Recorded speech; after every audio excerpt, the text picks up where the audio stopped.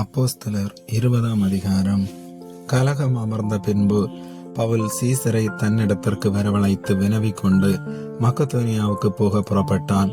அவன் அந்த திசைகளிலே சுற்றி நடந்து சீசர்களுக்கு வெகுவாய் புத்தி சொல்லி கிரேக்கு தேசத்திலே சேர்ந்தான்.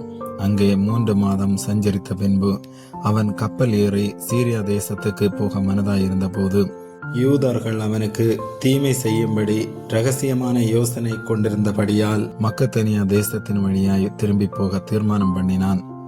பெரோயா ஊரானாகிய சோபத்தாரும் தெசலோனிக்கேவில் அரிஸ்தர்க்கும் செக்குந்தும் தெர்பையானாகிய காயுவும் தீமோத்தேயும் ஆசியா நாட்டாராகிய தீகுக்கும் துரோபீமும் ஆசியா நாடு வரைக்கும் அவனுக்கு வழித்துணையாய் வந்தார்கள்.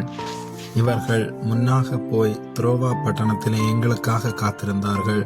புளிப்பில்லாத அப்ப பண்டிகை நாட்களுக்கு பின்பு நாங்கள் கப்பல் ஏறி பிலிப்பு பட்டணத்தை விட்டு 5 நாளைக்குள்ளே துரோவா பட்டணத்துக்கு அவர்களிடத்தில் வந்து அங்கே 7 நாள் தங்கியிருந்தோம்.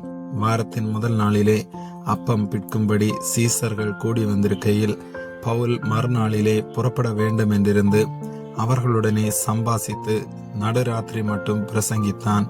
அவர்கள் கூடியிருந்த மேல் வீட்டிலே அநேக விளக்குகள் வைத்திருந்தது.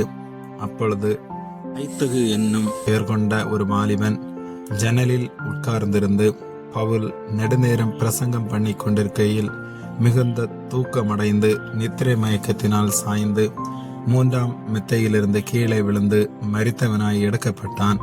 உடனே பவுல் இறங்கி போய் அவன் மேல் விழுந்து அவனை அணைத்து கொண்டு, கலங்காதிருங்கள், இவன் உயிர் இவனுக்குள் இருக்கிறது என்றான். பின்பு ஏறிப்போய் அப்பம் விட்டு புசித்து விடியற் காலமளவும் வெகு நேரம் பேசிக் கொண்டிருந்து பின்பு புறப்பட்டான். அந்த வாலிபனை அவர்கள் உயிருள்ளவனாக கூட்டிக் கொண்டு வந்து மிகுந்த ஆறுதலடைந்தார்கள்.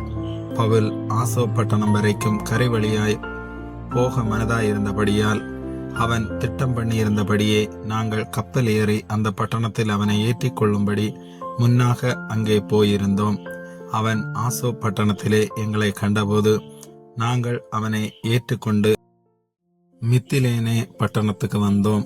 அவ்விடம் விட்டு மறுநாளிலே கியூதீவுக்கு எதிராக வந்து பவுல் கூடுமானால் பெந்தெகோஸ்தே பண்டிகை நாளிலே எருசலேமில் இருக்க வேண்டும் என்று தீவிரப்பட்டது நிமித்தம் தான் ஆசியாவிலே காலம் போக்காதபடிக்கு எபேசு பட்டணத்தை கடந்து போக வேண்டும் என்று தீர்மானித்ததினால் மறுநாளிலே சாமுதீவு பிடித்து துரோகிலியோன் ஊர்துறையிலே தங்கி மறுநாள் மிலேத்து பட்டணத்துக்கு வந்தோம்.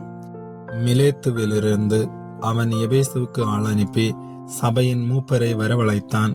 அவர்கள் தன்னிடத்தில் வந்து சேர்ந்தபோது அவன் அவர்களை நோக்கி, நான் ஆசியா நாட்டிலே வந்த முதல் நாள் தொடங்கி எல்லா காலங்களிலும் உங்களுடனே இன்ன விதமாய் இருந்தேன் என்பதை நீங்கள் அறிந்திருக்கிறீர்கள்.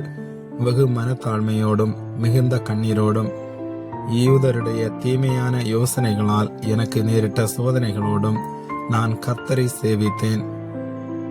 பிரயோஜனமானவைகளில் ஒன்றையும் நான் உங்களுக்கு மறைத்து வைக்காமல் வெளியரங்கமாக வீடுகள் தோறும் உங்களுக்கு பிரசங்கித்து உபதேசம் பண்ணி தேவனிடத்திற்கு மனம் திரும்புவதை குறித்தும் நம்முடைய கர்த்தராகிய இயேசு கிறிஸ்துவை விசுவாசிப்பதை குறித்தும் நான் யூதருக்கும் கிரேக்கருக்கும் சாட்சியாக அறிவித்தேன்.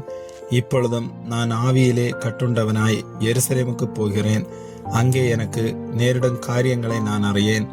கட்டுகளும் உபத்திரவங்களும் எனக்கு வைத்திருக்கிறதென்று பரிசுத்த ஆவியானவர் பட்டணந்தோறும் தெரிவிக்கிறதை மாத்திரம் அறிந்திருக்கிறேன். ஆகிலும் அவைகளில் ஒன்றையும் குறித்து கவலைப்படேன். என் பிராணனையும் நான் அருமையாக எண்ணேன். என் ஓட்டத்தை சந்தோஷத்தோடு முடிக்கவும் தேவனுடைய கிருபையின் சுவிசேஷத்தை பிரசங்கம் பண்ணும்படிக்கு நான் கர்த்தராகிய இயேசுவினிடத்தில் பெற்ற ஊழியத்தை நிறைவேற்றவுமே விரும்புகிறேன்.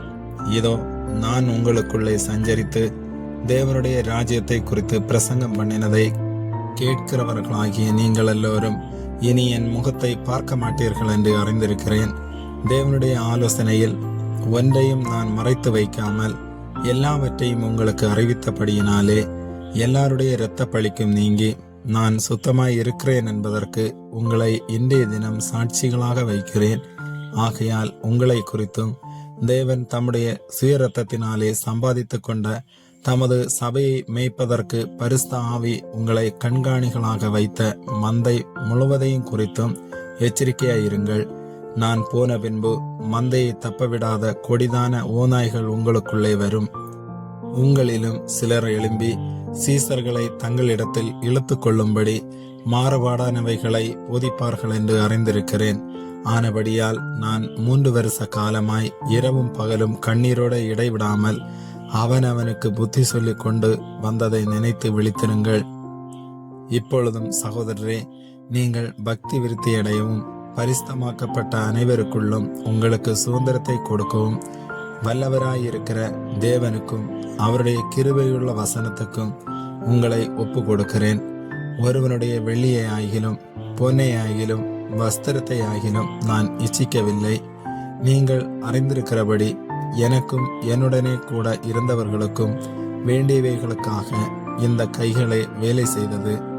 இப்படி பிரயாசப்பட்டு பலவீனரை தாங்கவும் வாங்குகிறதை பார்க்கிலும் கொடுக்கிறதே பாக்கியம் என்று கர்த்தராகிய இயேசு சொன்ன வார்த்தைகளை நினைக்கவும் வேண்டும் என்று எல்லா விதத்திலேயும் உங்களுக்கு காண்பித்தேன் என்றான்.